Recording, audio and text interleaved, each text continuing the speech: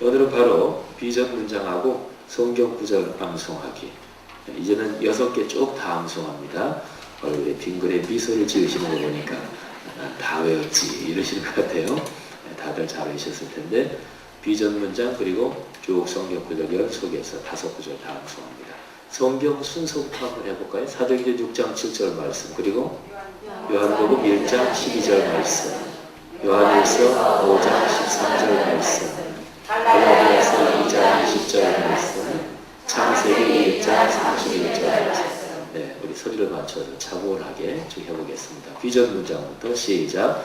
하나님 말씀이 거룩한 리더십으로 그리스도인의 삶과 세계를 변화시킨다. 사도행전 6장 7절 말씀. 하나님의 말씀이 점점 왕성하여 예루살렘에 있는 제자의 수가 더 심히 많아지고 허다한 제사장의 무리도 이 교회에 복종하니라. 사도행전 6장 7절 말씀. 요한복음 1장 12절 말씀은 영접하는 자, 곧 그 이름을 믿는 자들에게는 하나님의 자녀가 되는 권세를 주셨으니. 요한복음 1장 12절 말씀. 요한일서 5장 13절 말씀. 내가 하나님의 아들의 이름을 믿는 너희에게 이것을 쓰는 것은 너희로 하여금 너희에게 영생이 있음을 알게 하려 합니다. 요한일서 5장 13절 말씀. 갈라디아서 2장 20절 말씀. 내가 그리스도와 함께 십자가에 못 박혔나니 그런즉 이제는 내가 사는 것이 아니요 오직 내 안에 그리스도께서 사시는 것이라. 이제 내가 육체 가운데 사는 것은 나를 사랑하사 나를 위하여 자기 자신을 버리신 하나님의 아들을 믿는 믿음 안에서 사는 것이라. 갈라디아서 2장 20절 말씀. 창세기 1장 31절 말씀. 하나님이 지으신 그 모든 것을 보시기에 심히 좋았더라. 저녁이 되고 아침이 되니 이는 6째 날이라. 창세기 1장 31절 말씀. 감사합니다. 박수 한번 선호하겠습니다. 아주 잘 암송하셨습니다. 이렇게 여러분들이 암송하시는 것을 들어보면 암송하시는 분들이 잘 외우셨는가, 자신감이 있는가, 그게 분위기에서 느껴집니다. 근데 전에 계시는 거하고는 아주 다릅니다. 분위기가 여러분들이 아주 훨씬 더 암송하시는 목소리가 밝고 당당하고 기쁘고 즐겁고 아름답고 하여간 수식어를 전부 다 붙여가지고 고맙습니다. 말씀드린 대로 이제 그런 생각이 있어요. 어서 오십시오. 그런 생각이 있는데 우리 교회에서 성경 암송을 지속적으로 계속 해야 되겠다. 한 달에 한 2구절 정도, 한 달에 2구절 정도는 어렵지 않지요. 그리고 성경 암송을 이렇게 지속하면 이거 암송하시면서 머리가 좀 이렇게 맑아지고 뭔가 좀 이게 예를 들어서 그 기계가 좀 녹슬고 했을 때 기름을 치고 싹 먼지 닦아내고 하면 이게 아주 프레시해지잖아요. 뭐 좀 시원해지는 느낌이 안 드세요? 그렇게 그래 그렇게 물어보니까 뭐 얘기 안 할 수도 없고 아니 근데 그 진짜 그렇잖아요. 5구절 비전 문장까지 6개 4조 가다가 막 이 외시면서 뭐 이 머리가 잘 돌아가는 것 같아요. 조원장님 그죠? 맞아요. 암송하는 건 참 좋아요. 단순하게 뭐를 외우는 것도 우리 머리의 두뇌의 활동이 참 좋습니다. 그리고 사실은 뭐 특별한 적이 없으면 뭐 이제 뭐 40, 50, 60 이렇게 연세가 각각 다르지만 무슨 뭐 특별히 막 외우고 그럴 일 없잖아요. 그죠? 학생 때 공부하는데 그 끝나면 외우고 그럴 일 없는데 요즘은 또 뭐든지 간에 전화번호도 뭐 휴대전화 이렇게 뭐 해놓고 해가지고 외울 일이 점점 없어져요. 세상이. 외우시면 참 좋습니다. 두뇌 정신의 활동이 아주 좋고요. 하나님의 말씀을 외우는 거니까 이 말씀이 우리의 삶에 살아 움직이게 되니까 말할 것도 없죠. 고맙습니다. 자, 그 다음으로 그 밑에 있는 중요한 거 읽어야죠. 다음과 같은 얘기를 들어보셨나요? 여기에 당신이라는 말을 이제는 뭐로 한번 바꿔 읽어보는 거 아니 나로 바꿔 읽어보겠습니다. 나, 그죠? 당신이란 단어가 들어간 거는 몽땅 거기에다가 나를 넣으셔요. 각자가 전부 다 나라는 말을 넣어가지고 같이 읽어보겠습니다. 다음과 같은 얘기를 들어보셨나요? 나는 하나님의 걸작품입니다. 나는 사랑받기에 태어난 사람입니다. 하나님은 나를 사랑하십니다. 나의 미래는 갈수록 좋아질 것입니다. 하나님은 나를 위하여 놀라운 계획을 가지고 계십니다. 우리 교회 공동체를 통하여 나는 축복과 기적을 체험할 것입니다. 하나님은 오늘 나와 함께 계십니다. 바로 오늘 말입니다. 4주간 훈련은 이 모든 복을 누릴 수 있게 나를 도와줄 것입니다. 아멘.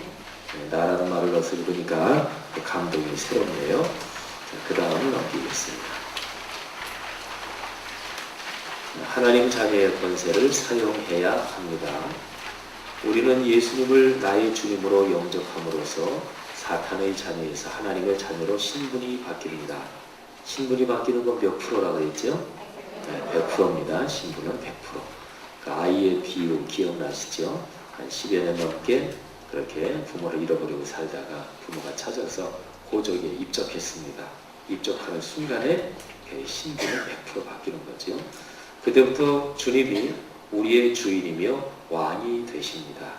사탄은 우리의 주인이 아니에요. 우리의 왕이 아닙니다. 예수 그리스도 하나님께서 우리의 주인이며 왕이십니다. 그래서 사탄이 우리를 주관하지 못해요. 왕 노릇하지 못해요. 위협은 줄 수 있고 유혹도 하기도 하고. 제가 그놈의 스피치 그 잡종 때문에 손 물린 거 그거 기억하세요? 제가 얘기 드린 거. 네. 우리를 주관하지 못해요. 끈이 저한테까지 닿지 않기 때문에 제가 다가가서 뭐 이렇게 하지 않으면 저를 물지 못합니다. 죄가 우리를 주관하지 못합니다. 누구도 우리의 구원을 빼앗지 못합니다. 하나님께서 우리 손을 어떻게 잡으신다? 그걸 기억하시죠? 우리의 이 손목을 잡으신다. 기억하시죠? 손목. 예?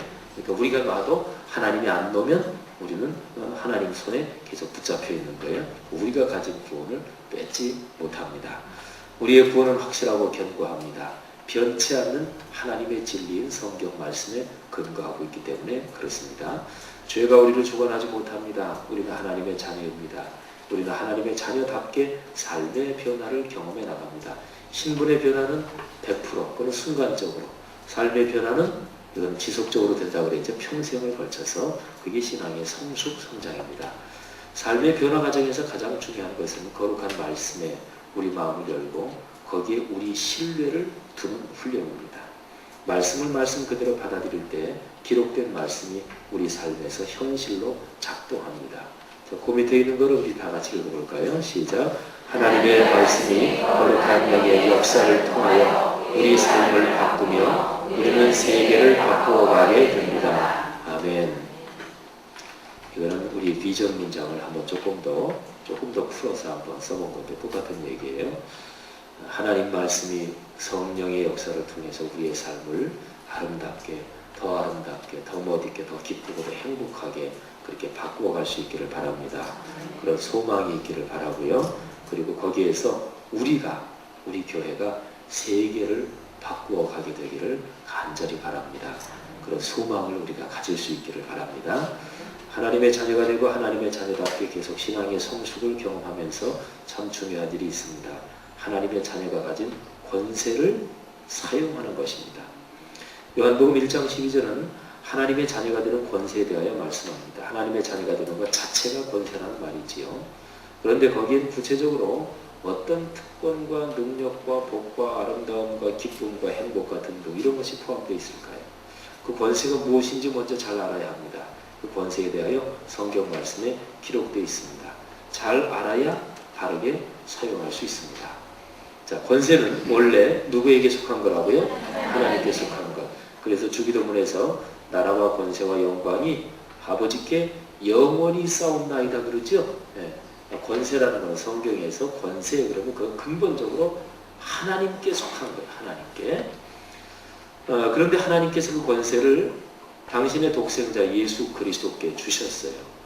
그래서 예수님이 부활하시고 나서 하늘나라 올라가기 전에 제자들한테 마지막으로 명령을 주시면서 그 명령하시기 전에 이렇게 말씀하십니다. 예수께서 나와 일러 가라사대 하늘과 땅의 모든 권세를 내게 주셨으니. 그러니까 하나님 아버지께서 예수 그리스도께 주셨다는 얘기예요. 예수 그리스도께서는 또 그 권세를 우리에게 주십니다. 자, 그럼 이렇게 되는 거예요. 생각해 보세요. 하나님은 권세는 원래 하나님께 속한 거예요. 이 모든 피조세계, 존재하는 모든 영계 모든 거를 하나님 그분만이 창신이시니까 그분이 권세를 주고 계셔요. 권세는 그분 거예요.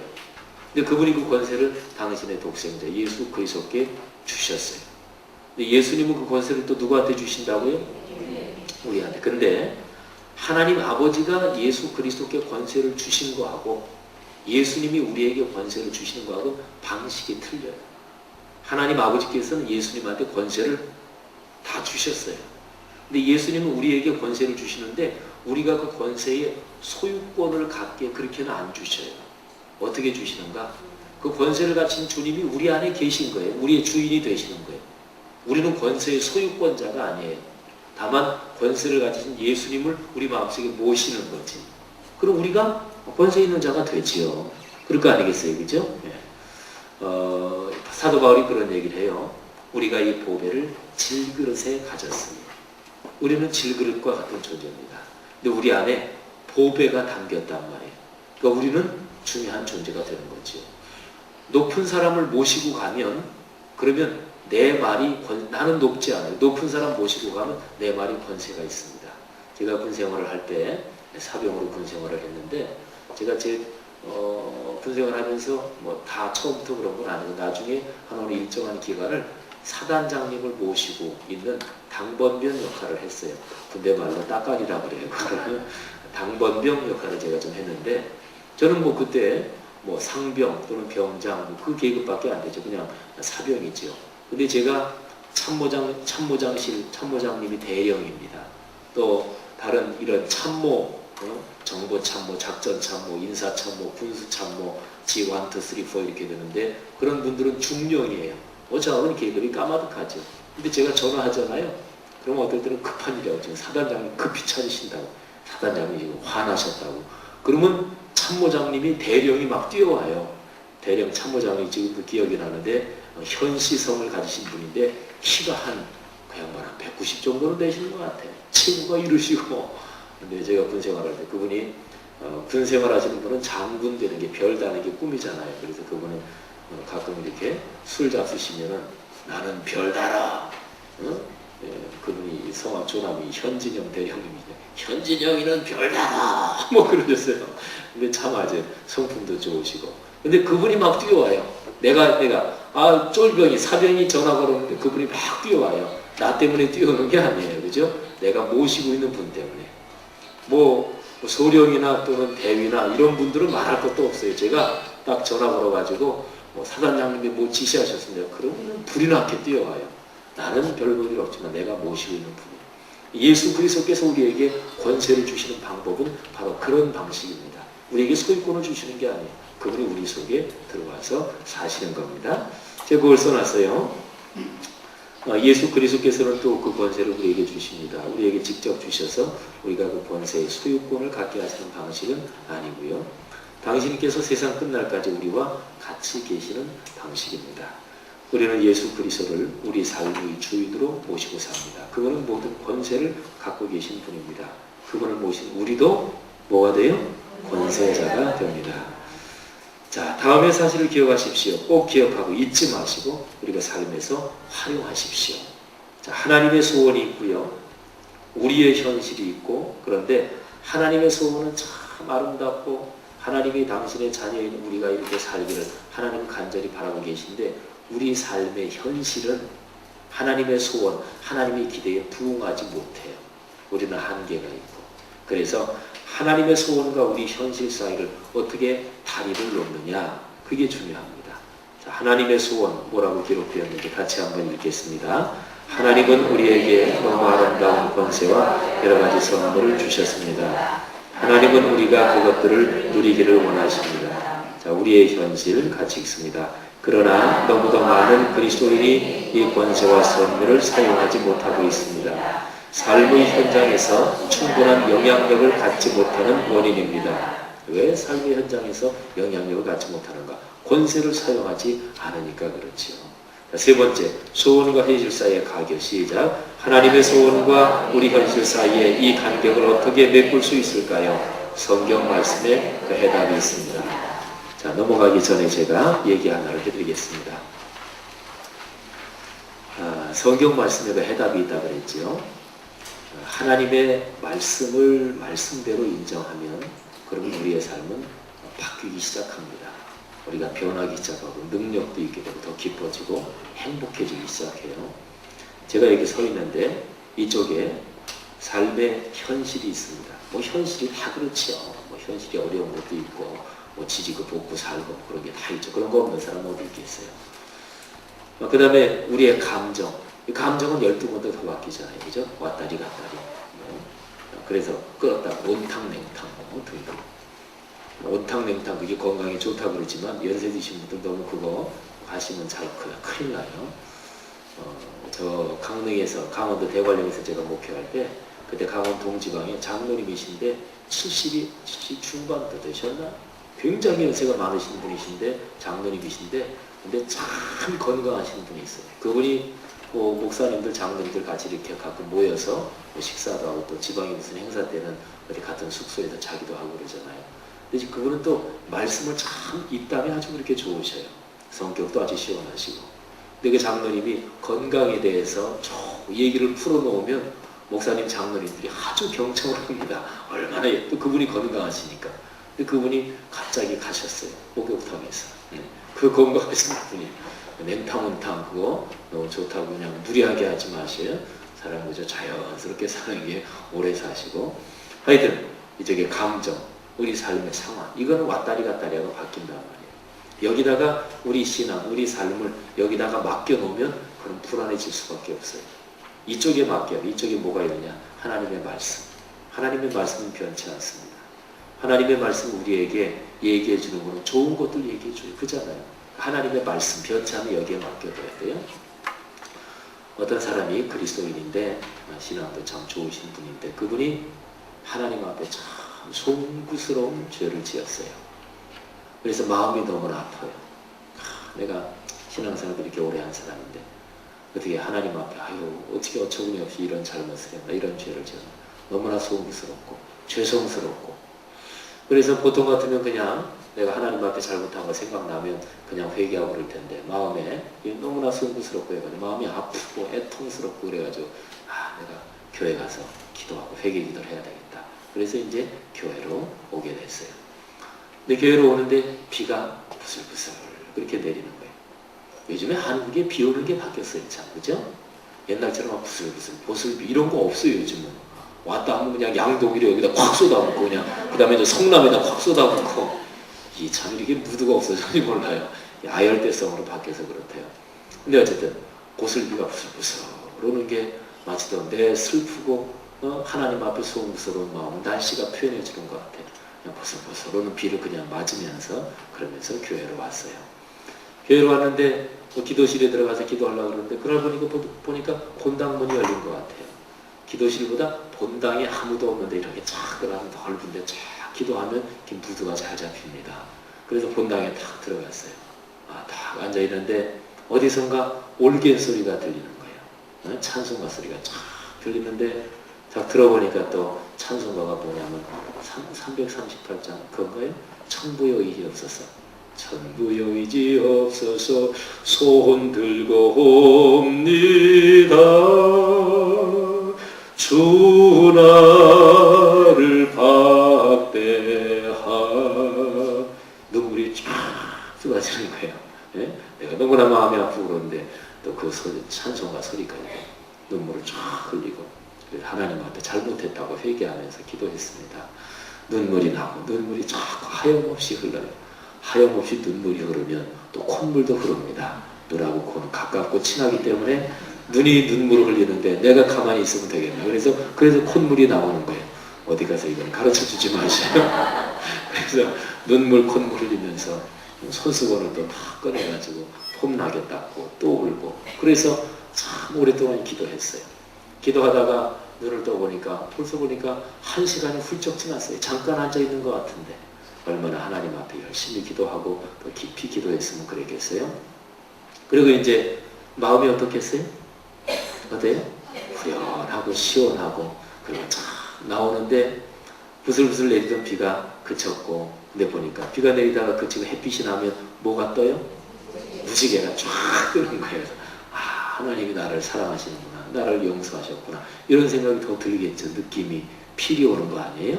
근데 무지개가 하나만 뜬 게 아니고 몇 개? 쌍무지개. 예. 두 개만이 아니고 몇 개? 그건 대답을 안 하시네요. 무지개 세 개 뜬 거 혹시 보신 분 계세요? 세 개도 뜨나요? 삼중무지개도 떠요? 아니, 못 떠요? 저도 아직까지 그 못 봐. 쌍무지개는 저도 봤고, 쌍무지개들은 많이 보셨죠, 그죠? 어쨌든 못 가지고, 이건 구성된 얘기니까 우리 삼중무지개로 하십시다. 세 개 무지개가 쫙 떴어요. 딱 보고서 삼위일체, 그래, 네, 하나님이 진짜 저기 하나님이 지금 날 보고 웃으시는 거구나, 그런 생각을 했어요. 참, 하나님이 내 죄를 용서하셨다. 자, 이게 이제 일부고, 그 다음에 한 달 정도 뒤에 그 사람이 어떻게 또 죄를 지었어요. 또 너무나 마음이 아픈 거예요. 아유, 내가 한 달 전에 그렇게 죄를 지어서 하나님께 기도해서 용서해 주셨는데 이렇게 또 죄를 짓다니. 너무나 마음이 아프고 또 애통해서, 그래서 또 교회에 가서 기도하러 가는 거예요. 그날은 비가 내리는데 비가 꽤 많이 내려요. 그리고 질척질척 길이 말이죠. 그리고 비가 내려도 아주 좀 이게 신경질나게 내리는 게 있어요. 그죠? 길도 질척질척하고. 그래서 이제 우산을 받고 이제 교회로 가는데, 근데 길이 진흙탕인데 차가 한 대가 쫙 지나가면서 흙탕물을 쫙 튀기는 거예요. 옷이 여기부터 그냥 쫙 다 튀겼어요. 입에서 이게 욕이 나오잖아요. 흙탕물이 되면 운전하고 하는 사람들이 물 웅덩이가 있으면 좀 조심해 살살 가야 되는데, 쫙 가는데 보니까 그 차가 외제차고 새파랗게 젊은 놈이 타고 있고, 차에서 막 음악 소리가 쿵쾅쿵쾅 그런 차 있죠. 막 밖에서도 막 이게 막 그 욕이 이제 팍 나오는데, 근데 지금 뭐 하러 가요? 기도도 무슨 기도? 회개 기도. 욕하면 돼요, 안 돼요? 안 되지. 그래서 이만큼 나오는데 그냥 참고 그냥 꿍얼꿍얼하고 그냥 그러면서 이제 가는 거예요. 가는데 교회 가까이 가는데 교회 마당에서 애들이 이놈의 자식들이 그냥 비 오는데 왜 이렇게 비를 맞으면서 축구를 하느라고 뭘 하느라 그러는데, 그런데 그냥 우리 교회 마당 저쪽에 보면은 거기에 이번에 마당 주차장 넓은데 거기에 중간에 흙 깔아놓은 데가 있어요. 근데 그때 흙 깔면서 거기 이제 그때 작업하는 사람들이 마사를 깔아야 되는데 사실은 조금 진흙기가 섞인 거를 깔았어요. 그러면서 그때 깔면서 이거 비 오면 좀 질척질척해질 것 같다 그러는데, 지금 그런 얘기 하시길래 하여튼 뭐 두고 보십시오. 나중에 좀 질척질척하면 마사를 한 차를 좀 갖다 더 깔든지. 그런데 뭐 별로 그렇지 않은 것 같아요. 네, 다행히. 어쨌든 이게 막 비가 오는데 애들이 축구를 하는데, 저놈들이 어떻게 비가 오는데 저렇게 축구를 하나? 막 시끄럽게 떠들면서. 그런데 공이 날라오는 거야. 날라와가지고 여기를 팍 정신이 하나도 아프기도 아프고, 그리고 공이 지금 진흙탕인데 말이죠. 그래서 맞아가지고 진흙이 그냥 다 이 물이 그냥. 그래서 한번 뭐라 그러려고 그랬는데 지금 뭐 하러 가요? 무슨 기도? 회개 기도. 그 욕도 못하고. 그래서 그냥 수건으로 딱 그러고 들어갔어요. 근데 그날따라 본당은 안 열려요. 기도실 들어가려고. 그날따라 기도실이 잠겨 있어요. 그래가지고 기도실 열어달라고 좀 사찰 그 관리 집사님한테 얘기했는데, 관리 집사님이 나를 이렇게 위아래로 쳐다보는 거예요. 무슨 뭐 이상한 사람 만나 싶어가지고. 내가 교회 꽤 오래 다니 내 얼굴을 모른단 말이야. 이게 화도 나고. 근데 그 사람이 기분 나쁘게 쳐. 무슨 꼭 도둑질하러 온 사람 아닌가 싶어요. 그래서 여보시오, 내가 이 교회 얼마를 다녔는데 내가 이게 안수 집사요. 문 좀 열어달라고. 그래서 뭐 좀 기분 나쁘게 얘기하려고 그랬는데, 좀 뭐라 그러려고 그랬는데 지금 회개 기도하러 왔잖아요. 그래서 문 열었어요. 그래서 들어가서 기도하는데, 근데 옆집 그 옆에서 무슨 뭐 공사를 하는지 뭘 하는지 뭐 기계 소리가 나고 뭐 하여튼 시끄러워 죽겠어요. 지난번에 올겐 소리가 은은하게 천부여이죠. 이거는 완전히 딴판이에요. 지금 여기 맞은 데가 얼얼하지, 옷이 다 이렇게 됐지.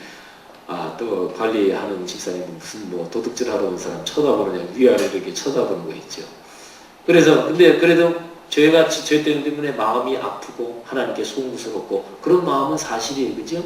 그래서 하여튼 그 마음을 가지고 기도하고, 눈물이 쫙 하고 흘렀겠어요? 여기가 얼얼한데 지금. 그래서 그런 것도 없고. 하여튼 근데 죄 지은 거는 애통이 하는 마음은 사실이고, 그래서 기도하고 그리고 이제 나왔어요. 그리고 나오는데 비가 아까 그냥 많이 내린다 그랬죠? 근데 비가 더 많이 내리는데, 비가 이렇게 내리는 거 말고 비 이렇게 내리는 거 있죠. 바람 불어가지고. 그때는 우산 써도 소용도 없어요. 그냥 온통 다 젖는데, 그런 건 참 기분 나쁩니다. 그렇게 비 오는 거. 아예 그냥 우산 없이 그냥 맞으면 몰라도. 그렇게 오는데 바람까지 이렇게 오니까 바람 부는 거죠. 그래서 우산이 이렇게 뒤집혔어요. 그죠? 네. 옛날에 그저 그 비닐 우산이 있죠? 그거는 후딱 하면 뒤집혀요. 그거 어떻게 펴요? 그러죠. 이렇게 하면 펴져요. 그죠?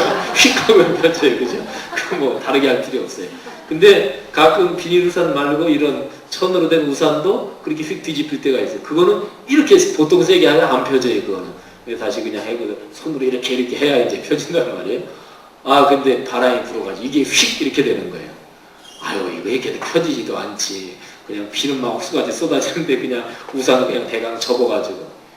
여러분 그 두 번을 한번 생각해보고 이 두 번 이 사람이 기도한 경험에서 하나님이 둘 중에서 어느 때 죄를 용서해 주셨을까요? 두 번째. 두 번째 기분 나쁜 날? 아니 그러니까 둘 중에서 어떤 거? 첫 번째는 용서 안 해주셨어요? 용서해요. 둘 중에 어떤 거? 둘 다? 유도 질문 하도 많이 했는데 속지도 않으셔요. 네, 둘 다, 그죠? 네. 왜 둘 다 용서해 주셨는가? 왜 둘 다 용서해 주셨죠? 그냥 회개했으니까. 마음으로 내가 진심으로 회개했으니까. 무드 잡힌 거는 죄 용서하는 거하고는 그건 상관없어요. 또 뭐 내가 잘못한 것도 아니고 주변 환경이 그러니까. 자, 요한일서 1장 9절 제가 말씀드리기 듣기만 하세요. 만일 우리가 우리 죄를 자백하면 저는 미쁘시고 의로우사 우리 죄를 사하시며 모든 불의에서 우리를 깨끗하게 하실 것이요. 한 번 더 말씀드릴게요. 이 말씀을 드리면서 여기 조건이 있고 이 조건을 하면 그러면 이렇게 해주신다. 약속이 있어요. 만일 우리가 우리 죄를 자백하면 여기까지가 조건이에요. 그죠? 자백하면. 자백이 뭐냐? 내가 잘못한 거 얘기한다는 거예요. 말씀드린다. 그게 자백이에요. 자백하면. 자, 그럼 뭐 해주시는가? 우리 죄를 용서하십니다. 그리고 모든 불의에서 우리를 깨끗하게 하십니다. 자, 쉽게 얘기하면 죄 용서해 주신다는 거. 그러면 요한일서 1장 9절에서 만일 우리가 우리 죄를 자백하면 그리고 우리가 감정과 무드가 팍 하고 잡히면 죄를 용서해 주신다. 그러지 않았죠. 그죠? 성경 말씀에 뭐를 끼워서 읽으면 안 됩니다. 성경 말씀은 기록된 대로 읽어야 돼요. 근데 우리는 자꾸 우리의 감정, 주변 상황 이런 거에 자꾸만 신경을 쓰고 거기에 우리의 신앙을 자꾸 그 위에 올려놓고 거기에 기대고 거기에 의지해요. 그런 말씀드린 대로 왔다리 갔다리 한다니까요. 신앙의 안정이 없고 신앙의 성장이 안 돼요. 만일 우리가 우리 죄를 자백하면 그리고 우리가 뭔가 조금 더 하나님이 용서해 주실 만한 건덕지가 보이도록 뭐를 좀 봉사도 하고 그러면 죄를 용서해 주실 테고 그러지 않았단 말이에요. 그죠? 그 말씀에 그런 거 없잖아요. 그러니까 끼워 넣고 읽지 마시라는 얘기죠. 그 사람이 두 번째 회개기도 할 때는 막 여기 얻어맞고 그냥 옷도 다 튀기고 막 그냥 막 이래가지고 무드는 하나도 안 잡히지만 그러나 그 사람 마음속에 좀 생각 속에 아 내가 잘못했다. 하나님께 송구스럽다. 그 마음 그건 진실이잖아요. 그 진실 가지고 기도한 거예요. 그러면 하나님이 용서해 주시는 거예요. 자, 말씀에 뭐를 끼워놓고 읽는다든지 말씀에 기록되는데 그거를 자기가 빼고 깎아내고 읽는다든지 그러면 안 돼요. 제발 말씀에 기록된 대로 그렇게 읽으셔야 돼요. 제발. 누구 발이요? 제발. 제 발이 누구 발이에요? 자기 발이죠. 내 발이니까 내 몸이니까 내 생활이니까 내가 행복하자는 거 아니에요. 하나님 말씀은 그런 거예요. 너희가 행복했으면 좋겠다. 하나님 그렇게 말씀하죠. 근데 자기 발인데 왜 남발 보듯 해요? 제발 성경 말씀을 기록된 대로 읽고 말씀 그대로 받아들이는 거예요. 우리 그리스도인이 삶에서 물어야 될 첫 번째 질문이 있습니다. 하나님의 뜻인가 아닌가? 이걸 먼저 물어야 돼요. 하나님이 이를 기뻐하시는 거, 기뻐하시지 않는 거, 이거 먼저 물어야 돼요. 근데 보통 많은 사람들은 뭘 먼저 묻냐면 이 일이 가능한가, 가능하지 않은가? 그걸 먼저 물어요. 상황이 어떤가? 여건이 어떤가? 이걸 먼저 물어요. 근데 그리스도인은 그렇게 하면 상황, 여건, 감정, 인간관계 여기서 절대로 빠져나오지 못해요. 그러니까 신앙생활에도 맨날 그냥 쉽게 표현해서 그냥 지지고 볶으면서 신앙생활 한단 말이에요. 뭐 지지고 볶고 뭐 이게 잔치 때는 지지고 볶는 게 좋지만 지지고 볶는다는 의미 아시죠? 그냥 맨날 그냥 아주 그냥 복잡하게 이제 그런 걸 지지고 볶는다 그러잖아요. 그런데 거기에 두지 말고 제일 먼저 물어야 될 거는 하나님께서 이 일을 원하시나 안 하시나, 하나님이 기뻐하시는 일인가 아닌 일인가, 그거 먼저 물어야 돼요. 하나님이 기뻐하시는 일이다, 하나님이 원하시는 일이다, 그럼 어떻게 해야 돼요? 하는 거예요. 그냥 하는 거예요. 여건이 안 받쳐주는데 괜찮아요. 하는 거예요. 여건이 안 되는데 어떻게 하나요? 기도부터 하면 되잖아요. 기도 못할 거 없죠. 그죠? 기도부터 하면 돼요. 그거 뭐 내가 죽을 때까지 그 일해도 그거 되지도 않을 일인데요. 안 되면 어때요? 하나님이 원하시는 일인데 내가 죽고 나서 아들이 하고 손주도 하고 5대손 6대손이 하면 되지요. 그거 뭐 평생 가도 우리 교회가 그거 하겠어요. 못하면 어때요? 예를 들어서 박 목사님 쭉 목회하시다가 다 이루지 못한 거, 그거 내가 오니까 박 목사님이 이 교회 지어가지고 우리 교회에서 제일 큰 10,000명 들어가는 교회 그거 하려고 그랬는데 못했는데 지 목사님 해달라고. 알겠습니다. 제가 하겠습니다. 하여튼 10,000명 교회에서 제일 큰 게 하고 싶었는데 못했다고. 그거 해달라고. 알겠습니다. 젊은이 사역이 조금 어떻게 활발하지 못했는데 젊은이 사역이 해달라고 해서 하겠습니다. 박 목사님 다 하시는. 저도 또 하다가 나이가 돼서 은퇴하면 그 다음에 또 제 후임자가 또 할 것이고, 여기 계신 분들 권사님, 집사님들, 장로님들 쭉 인생길 걸어가시다가 하나님 부르시고 가시면 신앙의 후배들이 또 하는 거고, 중요한 거는 하나님이 원하시나 원하시지 않는가, 하나님의 뜻인가 아닌가, 이거 물으면 돼요. 그리고 하나님의 뜻이다 그럼 어떻게 한다고요? 하는 거예요. 그냥 하는 거예요. 돈이 없어서 못한다. 그럼 돈 가지고 시작할 수 있는 거는 시작 못할 수도 있겠죠. 근데 말씀드리는데 뭐부터 한다고요? 기도부터 하는 거예요. 내가 평생 기도만 하다가 구체적으로 뭐 돈 가지고 뭐 시작하고 이러는 거는 시작도 못했다. 아니, 시작이 기도하는 게 시작이에요. 이게 중요해요. 하나님의 말씀에 신뢰를 두는 거다. 할렐루야. 자, 그래서 하나님의 말씀, 바로 그 말씀을 말씀대로 받아들이면 우리가 말씀 안에 있는 권세를 누리게 되는데, 예를 들어서 샘플로 오늘 두 구절 성경을 묵상을 해보겠습니다. 그 다음 페이지 21페이지 빌립보서 4장 19절을 묵상해 봅시다. 제가 성경 구절까지 적어놨어요. 찾으실 필요도 없습니다. 자, 4장 19절 우리 다 같이 한번 읽어보겠습니다. 시작. 나의 하나님이 그리스도 예수 안에서 영광 가운데 그 풍성한 대로 너희 모든 쓸 것을 채우시리라. 아멘. 사도 바울 그분이 빌립보 교회에 있는 성도님들한테 쓴 편지, 거기 나오는 구절입니다. 자, 그 밑에 있는 질문들을 우리가 같이 읽어보겠습니다. 자, 첫 번째 시작. 이 구절을 맨 뒤에서부터 한 단어씩 살펴보면 참 감동적입니다. 한 어절씩 가만히 살펴보세요. 그 다음 질문. 하나님을 어떤 분으로 묘사하고 있습니까? 그 다음. 하나님이 채워주시는 기준이나 방법은 무엇입니까? 다음.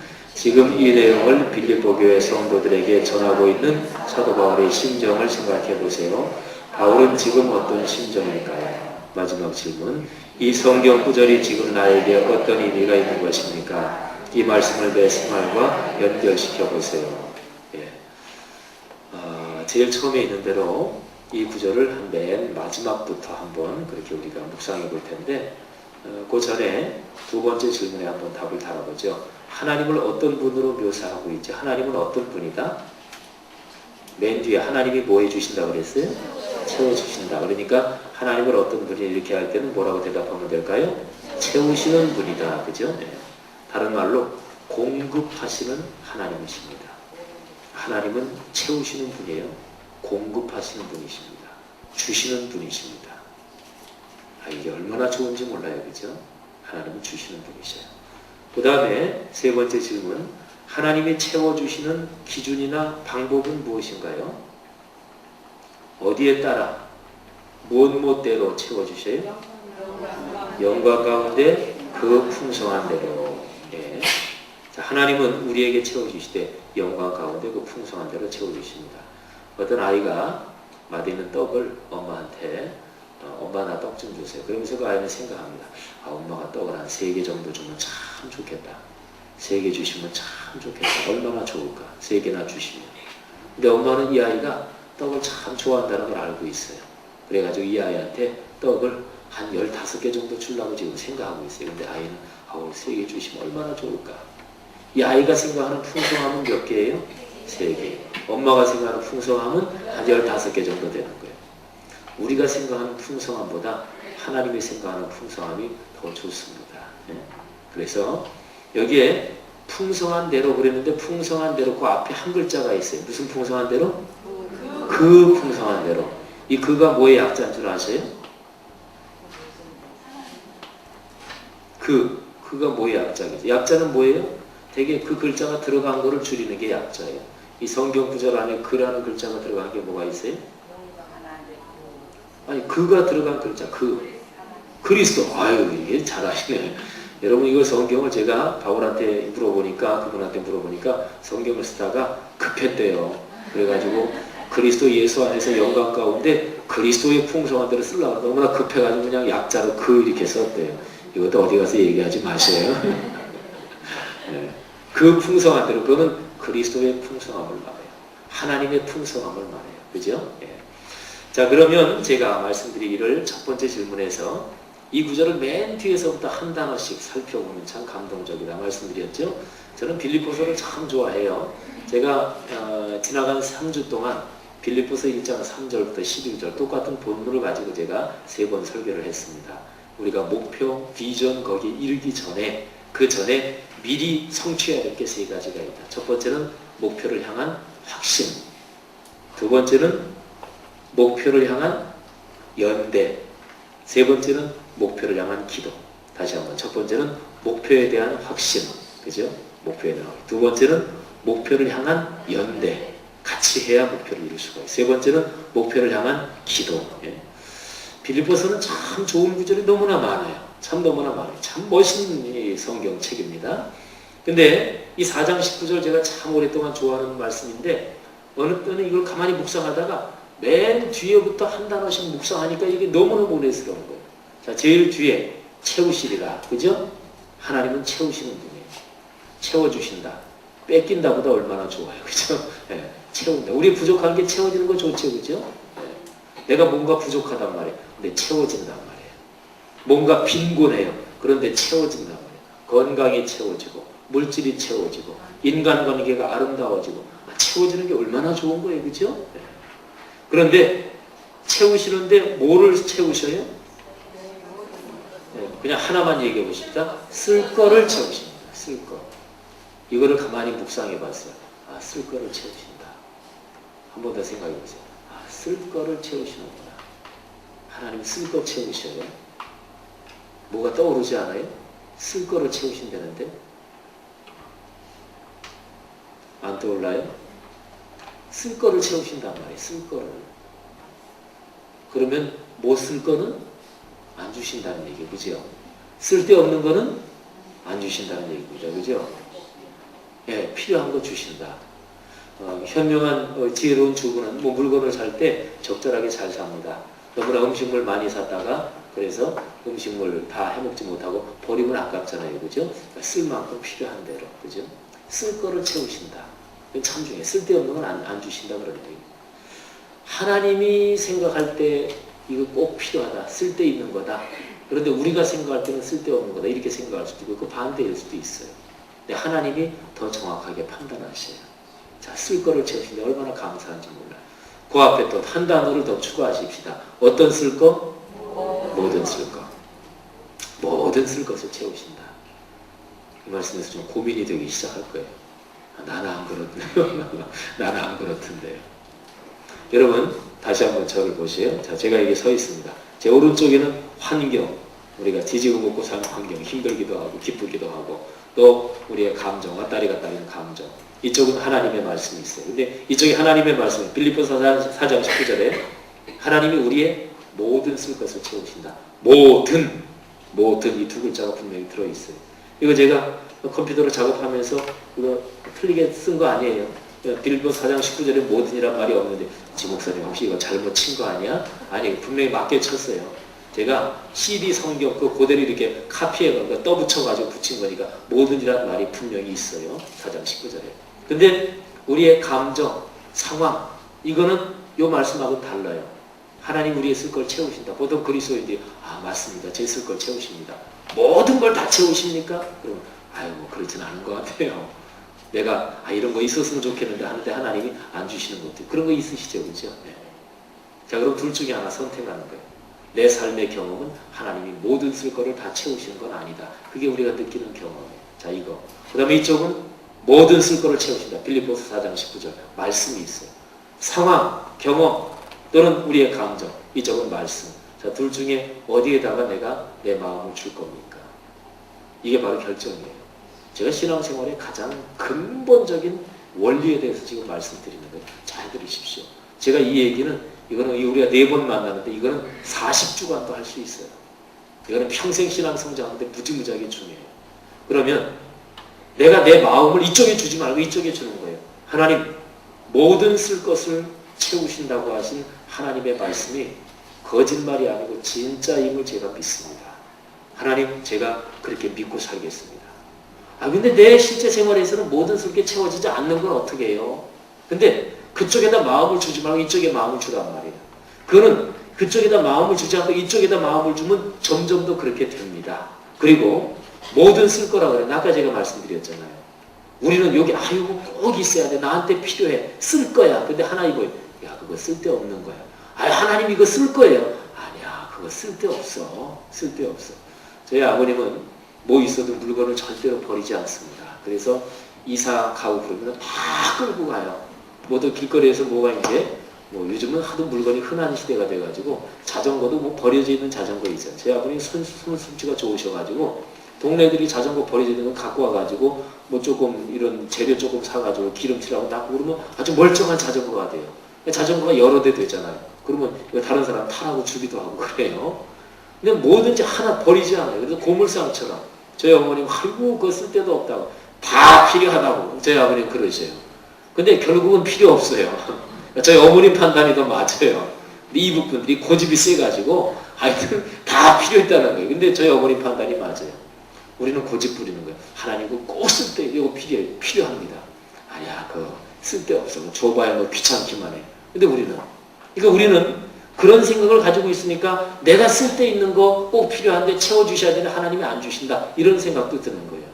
근데 어쨌든 하나님의 말씀에 우리의 마음을 주는 거예요. 모든 쓸 것을 채우신다. 성경에 그렇게 기록되어 있구나. 하나님 맞습니다.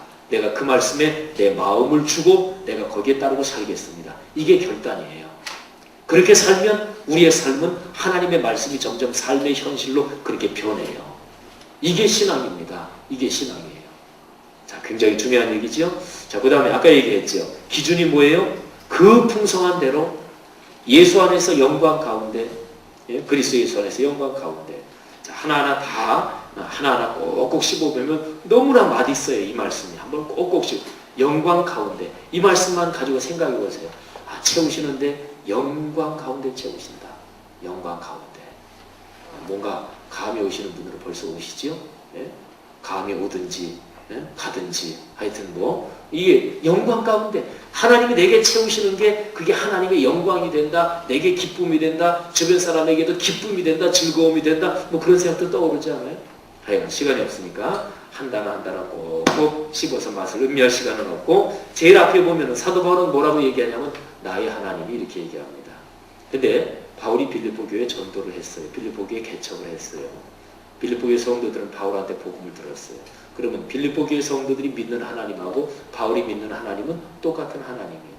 그런 편지를 쓸 때 우리 하나님이 그래야 더 정겨울 것 같고 더 좋잖아요. 근데 바울은 나의 하나님이 이렇게 얘기합니다. 이게 왜 그럴까? 무슨 뜻일까? 제가 묵상을 하다 거기에 생각을 하고 묵상을 하다가 아주 은혜스러운 깨달음을 얻었어요. 바울은 지금 이렇게 얘기하고 있는 거예요. 내가 지금까지 살아오고 내가 지금까지 사역을 하고 신앙생활하고 인생길을 걸어오면서 내가 필요한 거 하나님이 다 채우셨습니다. 나는 그 하나님을 체험했습니다.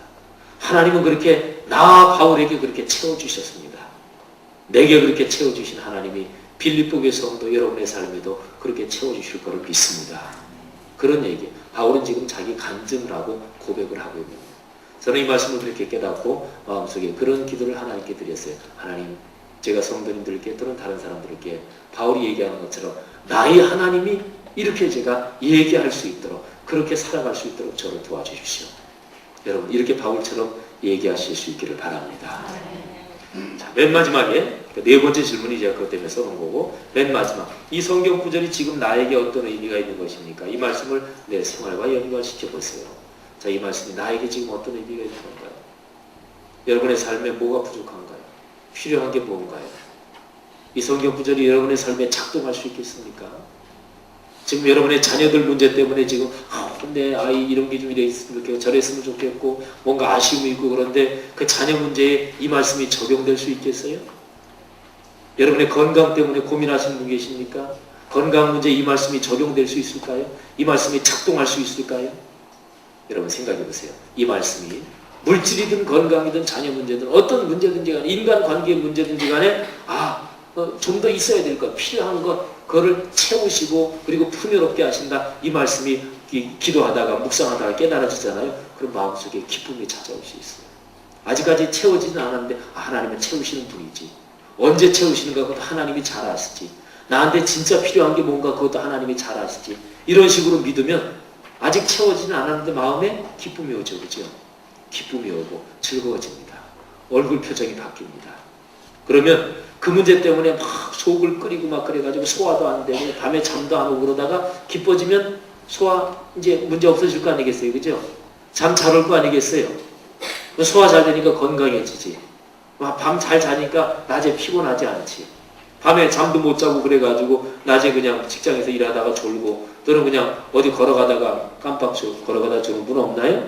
근데 너무 졸리면 걸어가다 졸다 전봇대 부딪히고 그러다 여기 어디 탁 깨져가지고 병원에 가면 치료비 들고 또 그냥 다른 사람이 그거 왜 깨졌어? 뭐 이런 아주 불편한 얘기 듣고 여러분 사람의 삶은 전부 다 연결되어 있는 거예요. 근데 이 말씀에 내가 내 신뢰를 두고 그래 하나님이 채우시 소화도 잘 되지 잠도 잘 오지 낮에도 쌩쌩하지 얼굴이 밝으니까 더 얼굴도 이쁘게 되지 얼마나 좋아요. 여러분 제가 우스갯소리 섞어서 얘기했지만 하나님의 말씀을 받아들이는 것은 우리의 삶 전체하고 다 연결돼요. 변합니다. 삶이. 그렇게 되는 거예요. 말씀에 우리의 마음을 주는 거예요. 자, 제가 여기 서 있어요. 또 말씀드립니다. 감정, 환경, 변하고 지지고 볶고 여기다 우리 마음을 주지 말란 말이에요. 우리의 마음을 어디다 줘요? 기록된 말씀에 주는 거예요. 자, 한 구절만 더 짤막하게 묵상해 보십시다. 밑에 빌립보서 4장 6, 7절 우리 다 같이 읽겠습니다. 시작.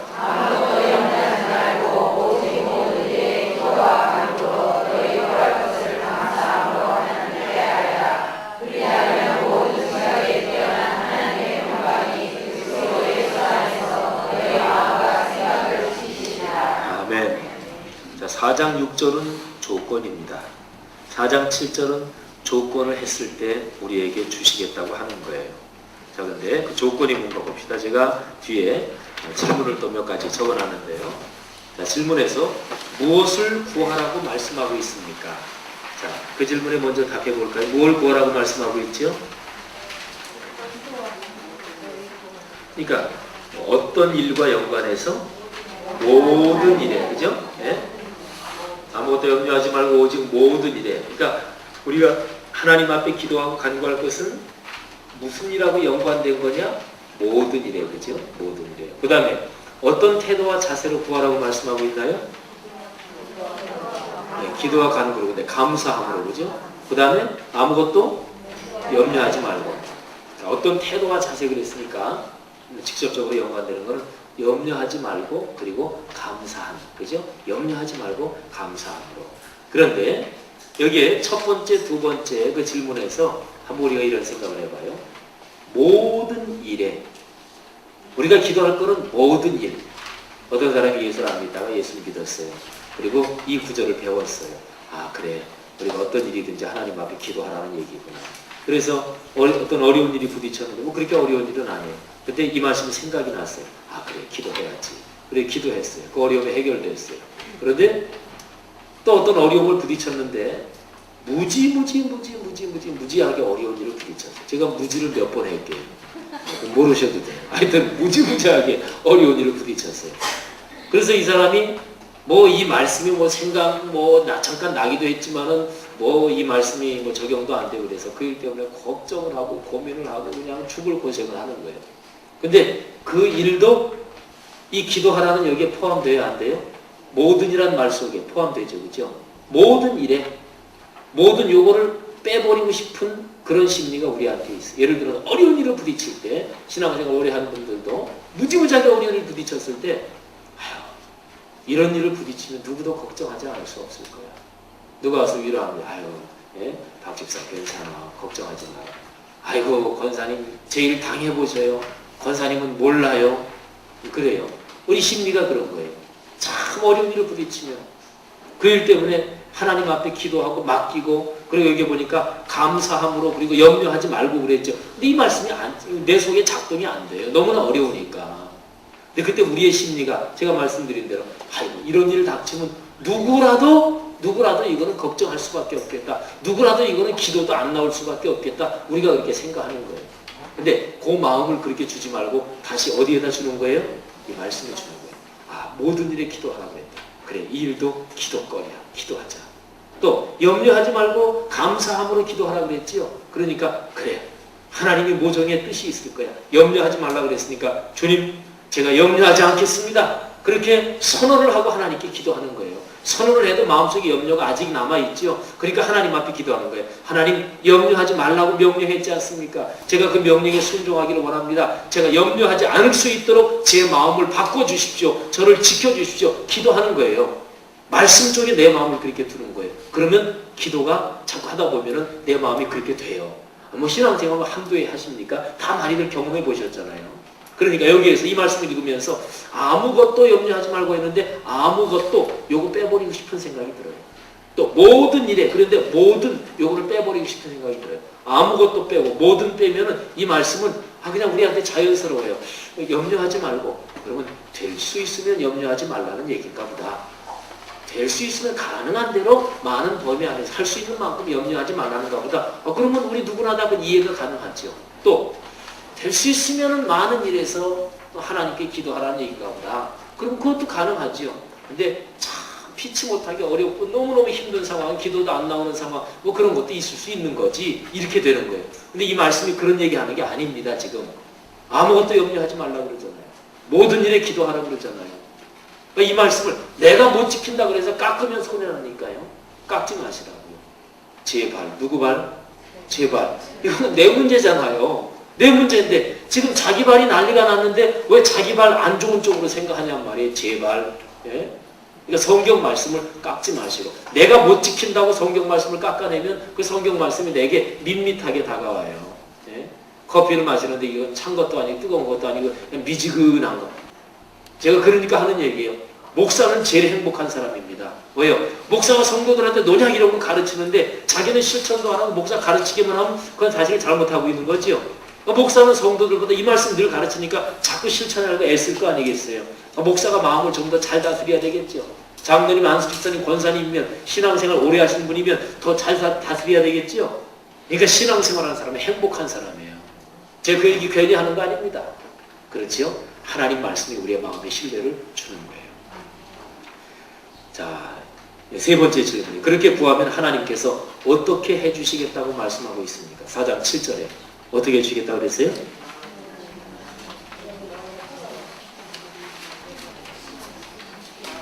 네, 고맙습니다. 그렇게 해주시겠다고 그랬어요. 네, 답답하셨으니까. 모든 지각에 뛰어난 하나님의 평강이 그리스도 예수 안에서 너의 마음과 생각을 지키시리라. 저는 이 빌립보서 4장 6절 성경에서 제일 좋아하는 구절, 지 목사님 제일 좋아하는 구절이 뭡니까? 한 3개만 꼽으시고 그럼 그 중에 하나 들어가는 게 빌립보서 4장 6, 7절이에요. 제가 고등학교 예수 믿으면서부터 이 말씀을 아마 금방 알은 것 같아요. 저는 30년이 훨씬 넘게 이 말씀을 묵상해 왔어요. 그런데 제가 한 몇 달 전에 이 말씀에서 새로운 것을 깨달았어요. 그리고 깜짝 놀랄 정도로 제가 아주 그냥 가슴이 떨릴 정도로 기뻐했어요. 30년 넘게 묵상해온 말씀인데 말씀은 묵상할수록 씹으면 씹을수록 참 맛이 좋습니다. 30년 넘게 묵상해온 말씀인데 지난 몇 달 전에 제가 이 말씀에서 새로운 것을 깨달았어요. 자, 4장 6절은 쉽게 얘기하면은 걱정하지 말고 기도해라 그런 거예요. 자, 성경에서 기도해라. 그러면 하나님께서 어떻게 해주세요? 응답해 주신다. 그게 보통 우리 성경 말씀에서 듣는 거잖아요. 근데 갑자기 몇 달 전에 이 말씀을 어느 집에 가서 신방하면서 이제 이 말씀 가지고 권면을 드려야 되겠다 하고 생각하는데 갑자기 생각을 하면서 이 말씀 제가 머릿속에 있으니까 생각을 하면서 퍽 하고 깨달음이 오는 거예요. 뭐냐면 4장 6절은 기도해라. 4장 7절은 기도해라 그러면 응답 주신다 그런 거죠. 근데 보니까 4장 7절에 응답 주신다는 말이 없어요. 아무것도 염려하지 말고 기도해라. 그러면 그 문제를 풀어주신다. 그런 말은 없어요. 4장 7절에. 대신 뭐가 있어요? 마음과 생각에 하나님의 평화를 주신다. 여러분 생각해 보세요. 어려운 문제라는 게 뭐냐면 그것 때문에 소화가 안 되는 거예요. 그것 때문에 기분이 나쁜 거예요. 잠이 안 오고 화가 나는 거예요. 그것 때문에 불편한 거. 그걸 바로 문제라고 그러지요. 근데 문제는 아직 해결은 아직 안 됐어요. 문제거리는 아직 있어요. 그런데 우리 마음속에 하나님이 모든 거를 다 해결해 주시는구나. 하나님이 모든 쓸 거를 주시는구나. 그렇게 확신이 먼저 들었어요. 말씀 보고서 확신이 들었단 말이에요. 문제는 풀리지 않았는데 확신이 들었으니까 지금 기쁜 거예요. 기쁨이 이미 있어요. 그러면 그것 때문에 괴롭고 불편하고 신경질이 나고 그래야 문제지 기쁨이 있는데 그게 무슨 문제예요. 그러면 그 문제는 자동적으로 앞으로 해결이 됩니다. 사단이 우리를 찝쩍거리다가 우리가 뭐 조금만 찝쩍거리면 막 신경질 내고 막 그러고 하면 사단이 재미있어요. 근데 그러지 않으면 사단도 제 풀에 꺾인단 말이에요. 여러분 생각해 보세요. 문제가 있어요. 풀어야 될 문제. 뭐가 있었으면 좋겠다. 그것 때문에 힘들어요. 그런데 하나님의 말씀을 묵상하다가 문제는 아직 해결이 안 되는데 기쁨은 이미 지금 내 안에서 오기 시작해요. 뭔가 돈이 필요한데 돈이 손에 아직 쥐어지지 않았는데 하나님이 채워주실 거야. 말씀에 대해서 내 마음에 신뢰가 가니까 기쁨이 와요. 우리 그런 거 있잖아요.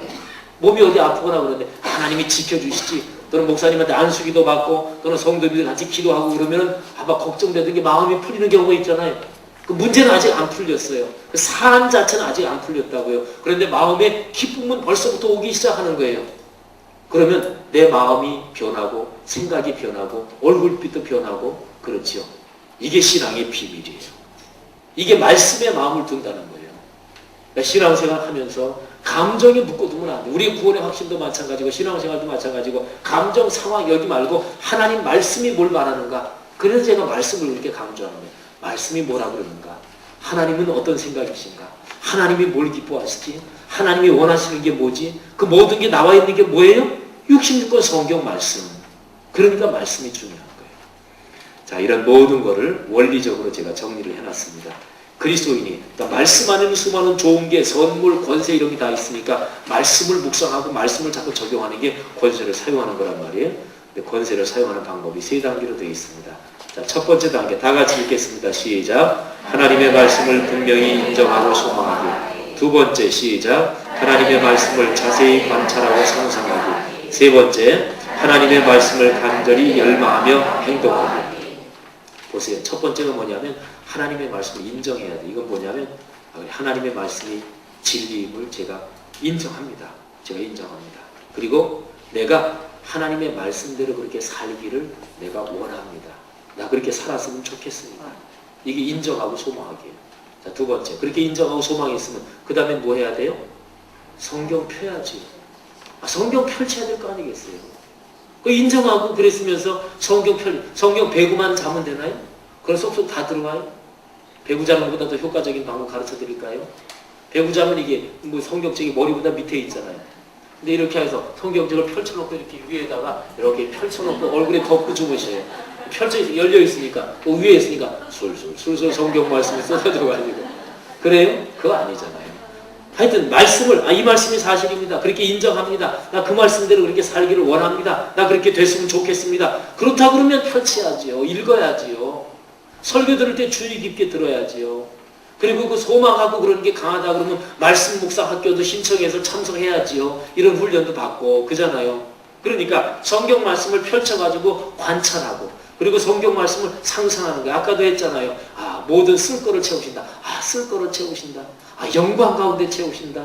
그 말씀이 중요한 거니까 그걸 상상을 해야 될 거 아니겠어요? 머릿속에 생각을 해봐야 될 거 아니겠어요? 그러면 말씀이 내게 이루어졌을 때 그 모습이 쫙 떠올라요. 그럼 얼마나 좋은지 몰라요. 가슴이 감격이 돼요. 말씀을 관찰하고 그리고 말씀을 들여다보고 생각하고 그게 바로 말씀 묵상이에요. 그 다음에 그렇게 됐으면 세 번째 하나님의 말씀을 어떻게 해요? 열망하며 어떻게 하기? 행동하기. 확신이 됐으면 그러면 해야지. 행동해야지. 그렇지. 행동하는 제일 처음이 뭐예요? 기도부터 하는 거예요.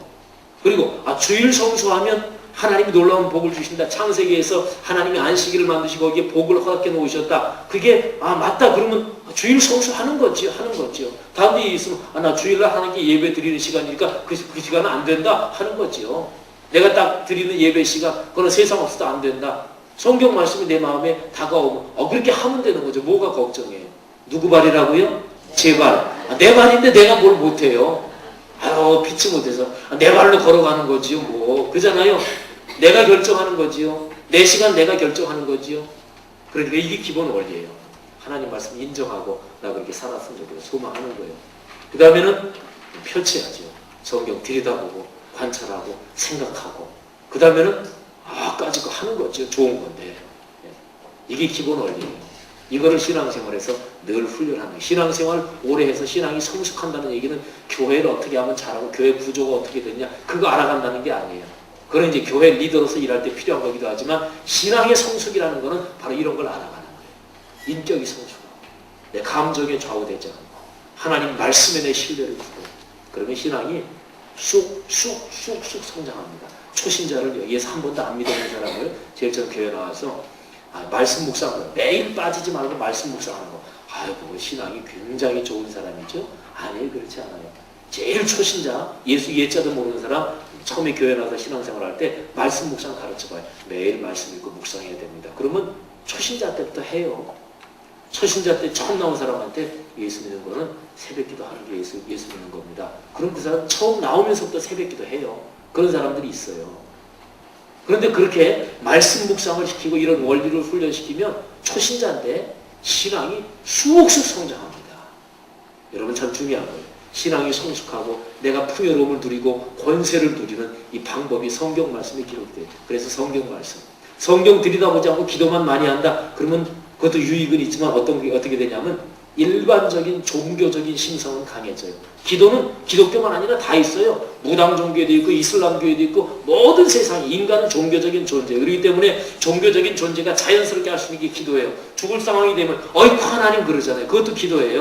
그러니까 말씀 읽지 않은 채로 말씀의 원리 모른 채로 기도 많이 하면 그 나름대로도 은혜도 있지만 일반 종교적인 심성이 깊어지는데 명확하게 성경 말씀 있고 원리에 근거한 그런 축복 받는 그 속도는 느려져요.